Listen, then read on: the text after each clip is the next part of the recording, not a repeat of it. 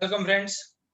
In this present video, we are going to discuss about torque acting on current carrying rectangular coil in uniform magnetic field.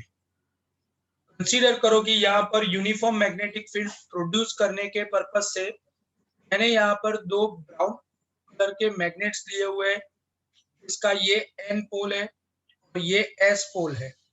हमको पता है कि magnetic field lines are always moving from north pole to south pole. इसका मतलब magnetic field lines यहाँ पर pink colour की magnetic field lines, ये जो मैग्नेटिक फील्ड है ये मैग्नेटिक फील्ड बी इंटेंसिटी वाला है।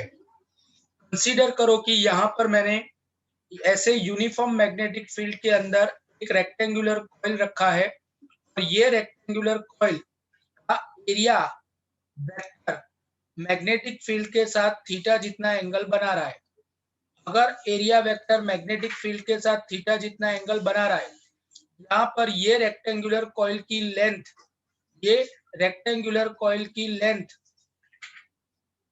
ये रेक्टेंगुलर कॉइल की लेंथ L जितनी है और ब्रेड्थ B जितनी है। अगर लेंथ L जितनी है और ब्रेड्थ B जितनी है तो मुझे ये करंट कैरिंग रेक्टेंगुलर कॉइल के ऊपर लगने वाले टॉर्क को डिस्कस करना है। टॉर्क को डिस्कस करने के लिए सबसे पहले मैं उसके हर एक कंडक्टर के ऊपर लगने वाले फोर्स को डिस्कस करता हूं। सबसे पहले मैं डिस्कस करता हूं मैग्नेटिक फोर्स एक्ट ऑन। सबसे पहले मैं डिस्कस करता हूं magnetic force act on P Q wire और पी क्यू कंडक्टर। तो पी क्यू कंडक्टर के ऊपर लगने वाले फोर्स को मैं नाम देता हूं F P Q. F P Q का बेसिक फॉर्मूला होता है I L cross B. According to Ampere's law, the magnetic force act on current carrying conductor in uniform magnetic field FPQ equal to IL cross B। IL cross B का मतलब ये हुआ कि यहाँ पर अगर मैं FPQ को वेक्टर फॉर्म में नोट करने जाऊं तो FPQ is equal to BI, क्योंकि IL cross B का मतलब होता है BIL sin थीटा, BIL, लेकिन PQ वायर की लेंथ L की जगह पर B है, इसलिए BIB sin थीटा। और इसका डायरेक्शन अगर मैं क्रॉस प्रोडक्ट से फाइंड करता हूं तो क्रॉस प्रोडक्ट से ये फोर्स का डायरेक्शन आता है, क्रॉस प्रोडक्ट से ये फोर्स का डायरेक्शन आता है vertically upward direction. This is FPQ जो मैंने यहाँ पर ब्लू कलर से इंडिकेट किया हुआ है और वर्टिकल डायरेक्शन है। इसका मतलब ये हुआ it is along positive Y direction. If it is positive Y direction तो इसको मैंने जे कैप से इंडिकेट किया हुआ है। Friends, F P Q equal to मुझे मिल गया B I B sine theta J cap, B I B sine theta J cap. मुझे यहाँ पर एफ पी क्यू मिल गया B I B sine theta J cap और इसको मैं यहाँ पर इक्वेशन नंबर 1 बोल के साइड में रखता हूँ।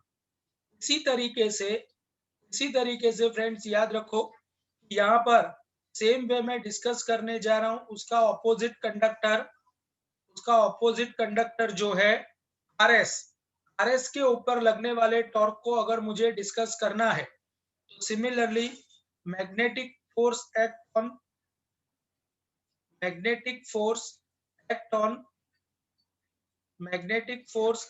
ऑन आरएस वायर और RS conductor.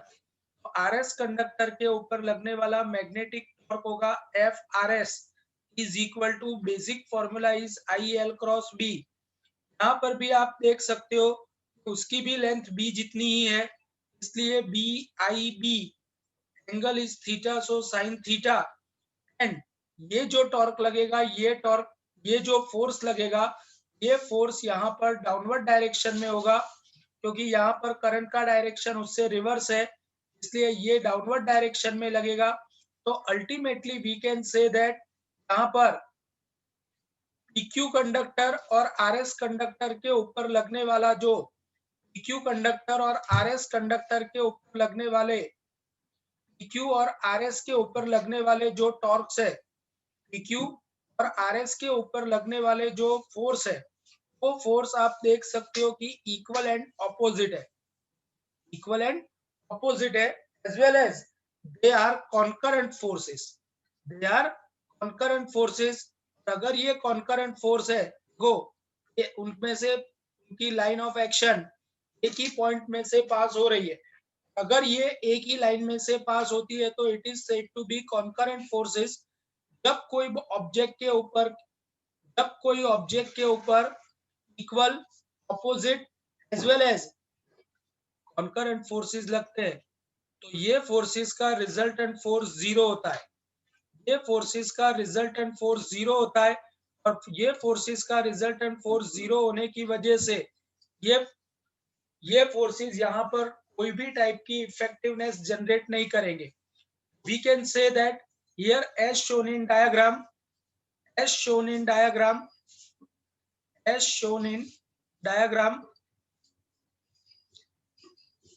forces act on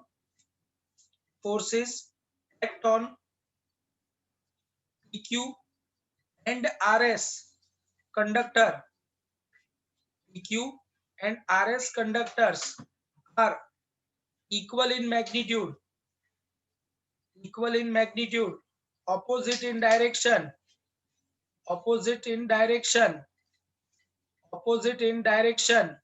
as well as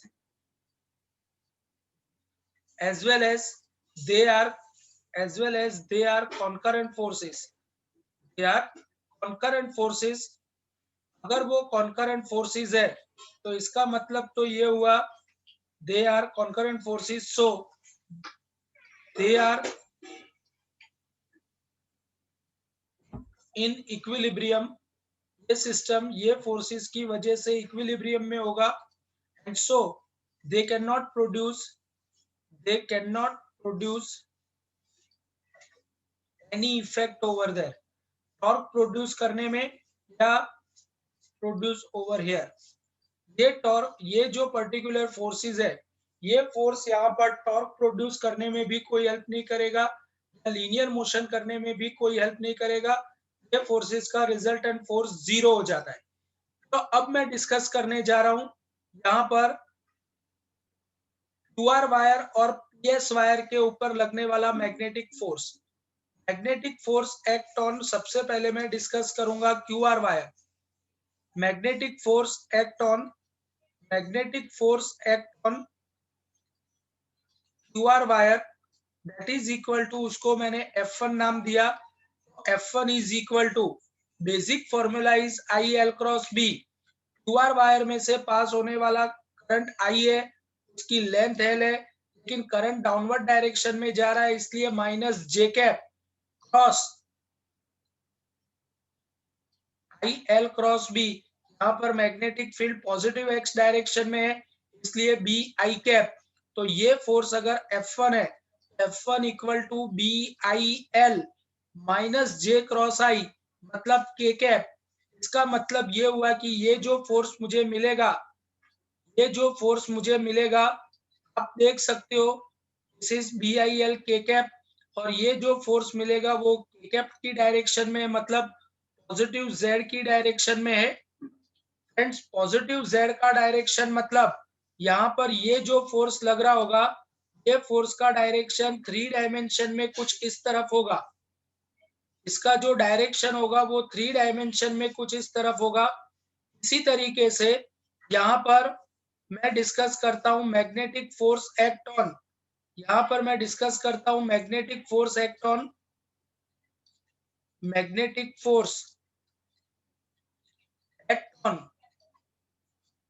PS wire.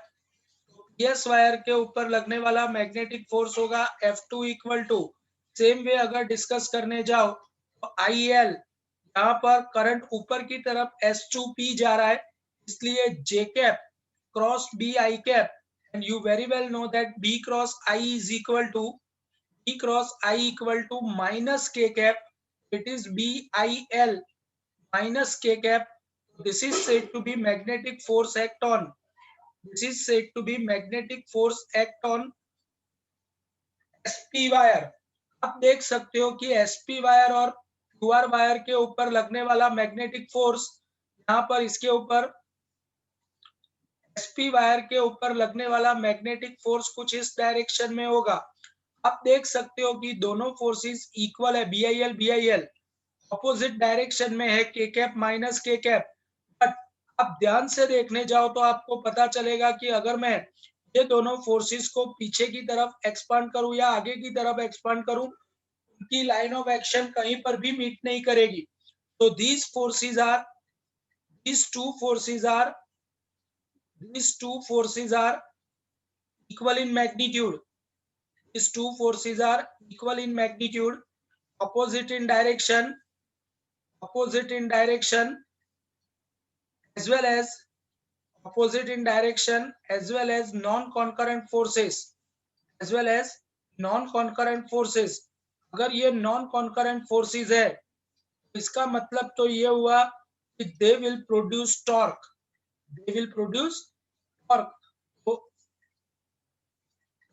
or you can say that they can produce couple of forces or couple. अगर वो दोनों कपल प्रोड्यूस करने वाले हैं, वो कपल को कैसे इवेल्युएट किया जा सकता है? फ्रेंड्स, ये कपल को इवेल्युएट करने के लिए हम डायग्राम की हेल्प लेंगे, लेकिन ये डायग्राम थोड़ा सा मैं अलग बना रहा हूं। सब लोग यहाँ पर ध्यान से समझना। कंसीडर करो कि ये हमारा SR वायर है, ये हमारा SR वायर है, ये SR वायर के ऊपर ये S पॉइंट है, ये R पॉइंट है, इसकी लेंथ D जितनी है। अब हमने यहाँ पर देखा कि S पॉइंट पर SP वायर के ऊपर लगने वाला फोर्स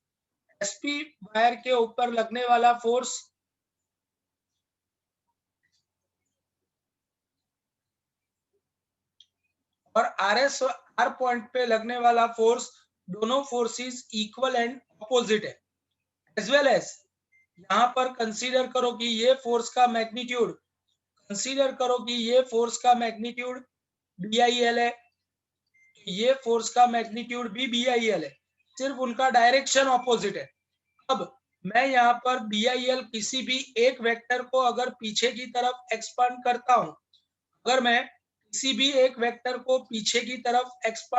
हूं, तो पीछे की तरफ एक्सपांड करने पर मैं यहाँ पर येलो कलर से उसकी पीछे की तरफ एक्सपांड होने वाली लाइन ड्रॉ करता हूं।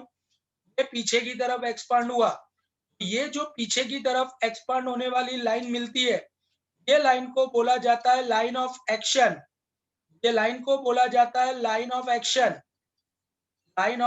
एक्शन। ऑफ फोर्स, और line of action of force है। तो अगर मैं इसके ऊपर S पॉइंट से परपेंडिकुलर प्लॉट कर देता हूं, S पॉइंट के ऊपर से परपेंडिकुलर प्लॉट कर दिया, ये तो हमारा एरिया वेक्टर है। अगर ये एरिया वेक्टर है, तो अगर एरिया वेक्टर के साथ बनाया हुआ ये एंगल थीटा है, ऑब्वियस है कि ये एंगल थीटा होगा।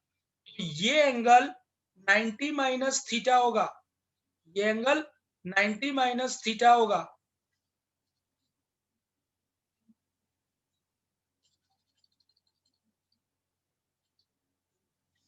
कंसीडर करो ये एरिया वेक्टर है, एरिया वेक्टर यहाँ पर परपेंडिकुलर होता है।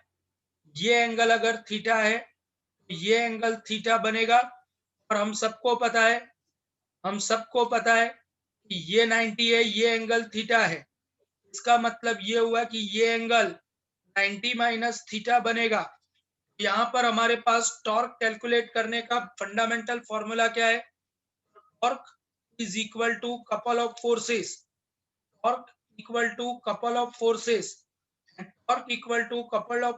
का फंडामेंटल फॉर्मूला क्या होता है? कपल ऑफ फोर्सेस का फंडामेंटल फॉर्मूला होता है magnitude of force multiplied by perpendicular distance between two forces. यहाँ पर टॉर्क में इवेल्युएट करता हूं। Friends, torque tau is equal to couple of forces का मतलब मैग्नीट्यूड ऑफ फोर्स। दोनों में से किसी भी एक फोर्स का मैग्नीट्यूड लेने जाओ तो इट इज BIL, और यहाँ पर perpendicular distance between two forces मतलब SM, S to M का डिस्टेंस।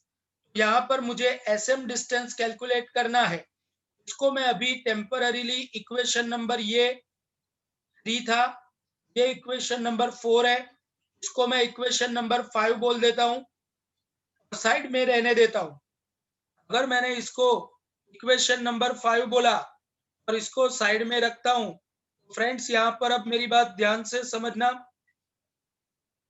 अब मुझे डिस्कशन करना है, अब मुझे डिस्कशन करना है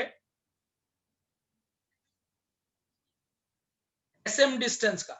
और एसएम डिस्टेंस अगर मुझे इवेल्युएट करना है और ट्रायंगल एस एम आर, हमको तो पता है कि ये डिस्टेंस बी जितना है, ये डिस्टेंस बी जितना है। अगर ये डिस्टेंस बी जितना है, आप देख सकते हो कि ये डिस्टेंस बी जितना है। अगर ये डिस्टेंस बी जितना है तो according to geometry of diagram और triangle S M R, measurement of angle M is equal to 90 degree. अगर measurement of angle M 90 degree है, इसका मतलब तो ये हुआ sine theta is equal to, sorry my mistake, cos theta equal to cos theta is equal to cos 90 minus theta is equal to, ये angle के लिए मैं डिस्कशन कर रहा हूं, cos 90 minus theta is equal to cos 90 minus theta equal to adjacent SM upon hypotenuse SR। लेकिन आप देख सकते हो कि SR की लेंथ b जितनी है, इसका मतलब ये हुआ कि SM is equal to b cos 90 minus theta मतलब b sin थीटा। अगर मैं ये वैल्यू अंदर सब्स्टिट्यूट करता हूं, torque acting on such coil, torque act on such coil, ये कॉइल के ऊपर लगने वाला टोटल टॉर्क कितना आएगा, tau is equal to B I L into B sine theta. So you all very well know that length into breadth is equal to area A।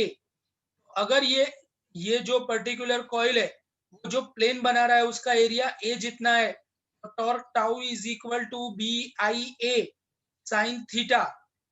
अगर यहाँ पर कॉइल के पास n टर्न्स है, तो tau equal to N I A B sine theta, मैंने number of turn से multiply किया। याद रखो कि NIA टर्म को बोला जाता है म्यू, मैग्नेटिक या M, magnetic moment of coil.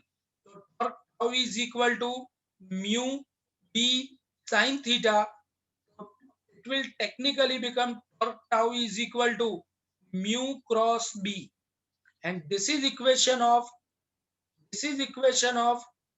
torque acting on current carrying rectangular loop in any particular, it is said to be equation of torque acting on current carrying rectangular coil in placed in uniform magnetic field। Friends यहाँ पर ध्यान से समझना, यहाँ पर